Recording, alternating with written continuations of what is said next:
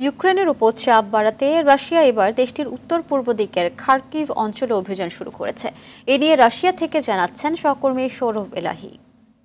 11 মে থেকে রাশিয়ান ফোর্সের সেভের ইউনিট বেলগোরাদ অঞ্চল দিয়ে ইউক্রেনের সীমান্ত অতিক্রম করে খার্কিভ অঞ্চলে তারা প্রবেশ করেছে এবং ইতিমধ্যেই তারা সাফল্যতা অর্জন করেছে বলে আমরা জানতে পারছি ক্রেমলিন থেকে। এবং প্রতিরক্ষা মন্ত্রণালয় থেকে বলা হচ্ছে যে 4টি বড় অঞ্চল বা শহর তারা দখল করেছে ইতিমধ্যে। তন্মধ্যে মারেখভকা, গাতিশে এবং আলিনিকভ এই জায়গাগুলো উল্লেখযোগ্য এবং এগুলো খার্কিভ শহর থেকে 45 থেকে 75 কিলোমিটার উত্তরে অবস্থিত। এখন পর্যন্ত অবস্থান করছে আর্মি এবং সেখানে ব্যাপক যুদ্ধ হচ্ছে বলে আমরা খবর পাচ্ছি। এবং এই জায়গাগুলোকে দখল করার জন্য প্রত্যেকটি রাশিয়ানেরই দাবি ছিল। এই জন্যই যে গত 1 থেকে 1.5 বছর যাবৎ ইউক্রেন আর্মি এই অঞ্চলগুলো থেকেই কিন্তু আসলে বেলগোরাদ শহরের উপরে ব্যাপক হামলা চালিয়েছে এবং সেখানে যে বেসামরিক লোকজনের উপরে এবং তাদের ঘরবাড়ি ধ্বংস করা হয়েছে এবং বহু লোক নিহত হয়েছেন।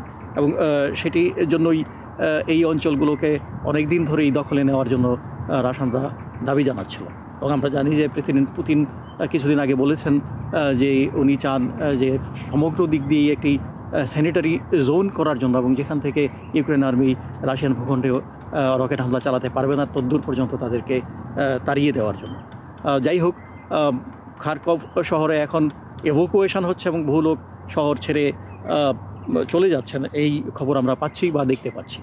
অন্যদিকে পঞ্চমবারের মতো প্রেসিডেন্ট পুতিন শপথ নেওয়ার পরে যে নতুন মন্ত্রিসভা গঠন করেছেন সেখানে হেভিওয়েট মন্ত্রী সের্গি শোইগুকে প্রতিরক্ষা মন্ত্রণালয় থেকে সরিয়ে উনি একটি অত্যন্ত গুরুত্বপূর্ণ পদ জাতীয় নিরাপত্তা পরিষদের সেক্রেটারি হিসেবে ওনাকে নিয়োগ দিয়েছেন এবং সেখানে প্রতিরক্ষা মন্ত্রী হিসাবে আন্দ্রেই রেমোভিচ বেলাউসোভকে উনি মন্ত্রী হিসাবে নিয়োগ দিয়েছেন।